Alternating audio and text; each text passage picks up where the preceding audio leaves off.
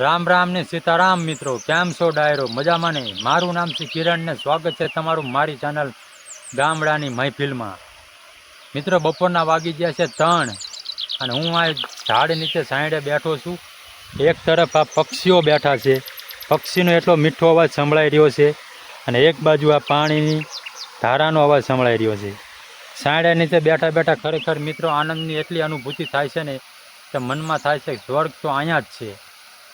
તો મિત્રો, વાગી ગયા છે 3 અને લાઇટનો કાપ હતો એટલા માટે લાઇટ જતી રહી હતી અને આપણે હવે આપણું મશીન ચાલુ કરી દીધું છે. જોકે આપણું સામે મશીન ચાલુ થઈ ગયું છે અને સીધા જ 2 કિલોમીટર આગળ આપણું ખેતર છે, ત્યાં આગળ આપણું પાણી પહોંચી ગયું હોય છે. એટલે હવે આપણે મિત્રો સીધા આપણા ખેતર જઈશું અને બતાવું તમને મારા ખેતર મેં શું વાવ્યું છે અને શાનો પાક છે. અને ખરેખર મિત્રો મોદી સાહેબના લીધે ચારે બાજુ એટલી બધી હરિયાળી જોવા મળે છે ને કે ખરેખર ખુશખુશાલ થઈ જવાય છે. તો વધુ સમય ના લઈ અને સીધા જઈ આપણે ખેતર તરફ. ચલો મિત્રો.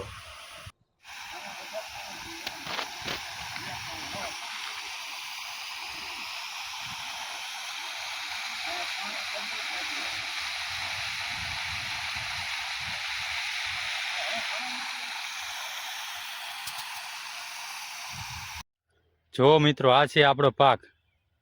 ધીરે ધીરે ઘઉં આપણા મોટા થઈ રહ્યા છે અને અત્યારે ઘઉંમાં આપણે પાણી પાવાનું કામ ચાલુ છે. સાચા સમયે જો ખેતરમાં માવજત કરીએ ને તો આપણા પાકને કશું નુકસાન થતું નથી. જેમ કે જીવાતું ઉવેલું આપણા ખેતરમાં પડે નહીં, એટલા માટે ટાઈમસર આપણે કામ બધું કરવું જોઈએ, જેથી કરીને આપણને વધુ નફો મળે. તો મિત્રો, આ છે આપણો ઘઉં, જુઓ તમે.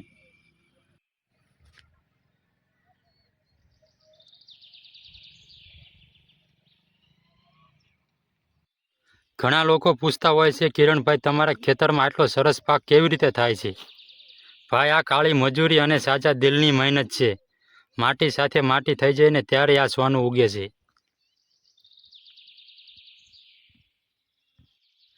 શહેરમાં રહેતા લોકોને કદાચ આ બધું જોવાનું નસીબમાં નહીં હોય, એટલા માટે જ તો આપણે વિડીયો બનાવી છીએ, જેથી કરીને તમે તમારા ઘેરથી આ વિડીયો જોઈ શકો અને તમારા ગામડામાં ફોન કરીને પૂછજો કે તમારી કયો પાકનું વાવેતર ચાલુ છે, કપાસ, જીરું કે ઘઉં. મેં તો ઘઉં વાયા છે. કમેન્ટ કરવાનું ભૂલતા નહીં.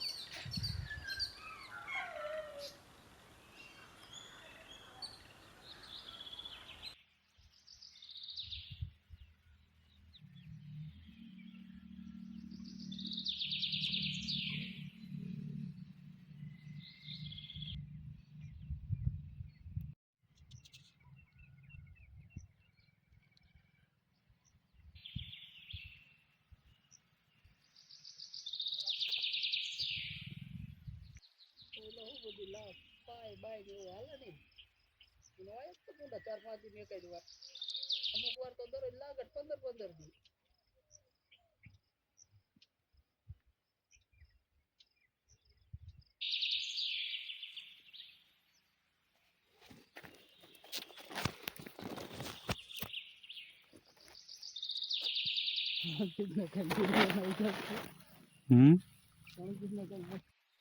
બસ મિત્રો, આજ માટે આટલું જ તે. જો તમને મારો દેશી અંદાજ અને ખેતી વિશેની માહિતી ગમી હોય તો આ વિડીયોને લાઇક કરજો, શેર કરજો અને ચેનલમાં નહીં આવ્યા હોય તો ચેનલને સબસ્ક્રાઈબ કરવાનું ભૂલતા નહીં.